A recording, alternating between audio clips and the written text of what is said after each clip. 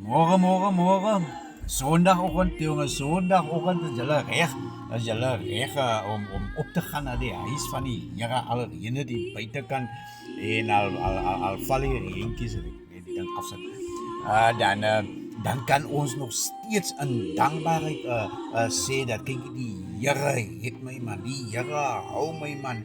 En ek is soms so deur mekaar, ek weet nie of julle weet van verrigters nie, man. Ek weet nie of julle weet nie, maar ek is in rigters en Samson, ek is besig met Samson, man.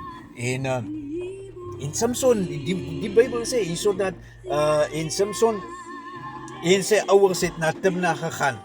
Hulle het na Timna gegaan mos nou om die vrou te kry. En toe hulle by die wingerde van Timna kom, was daar 'n leeu wat gebrul het en wat vir Samson wou vang. Die leeu wou vir Samson die leeu vang, né? En die woord sê verder, maar die gees van die Here het vir Samson sterk gemaak. En Samson het die leeu met sy kale hande doodgemaak, so maklik soos 'n mens 'n bokkie doodmaak. Dis 'n interessante stukkie. En hy het nie vir sy ouers daarvan vertel nie. So baie keer kom ek in een versoeking. So baie keer is daar dinge op ons pad en dan wil ons net blep.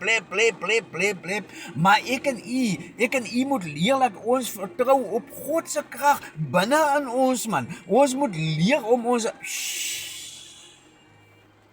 God sê wees stil en weet dat ek is God. En Samson kon nie daai leeu verslaan nie, maar die woord van die Here sê, maar die gees van die Here het vir Samson wakker gemaak. Hy sê die gees van die Here het vir Samson sterk gemaak, nie wakker gemaak nie, sterk gemaak.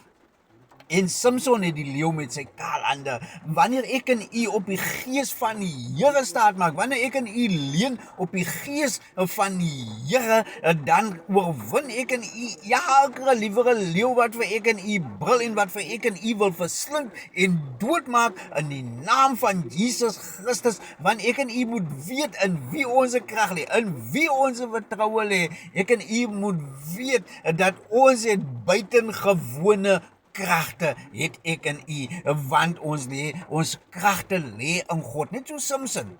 Niemand weet waar jou krag, niemand weet hoe jy deur jou dinge kom nie, man. Almal wonder, hoe maak jy dit? Hoe staan jy nog, man? Almal wonder, maar dis omdat die gees van die Here jou sterk maak. Die gees van die Here maak jou sterk. En dit is my bemoediging aan almal vanmôre, dat die gees van die Here jou sterk maak en mense wonder oor jou innerlike krag. Wees 'n Samson.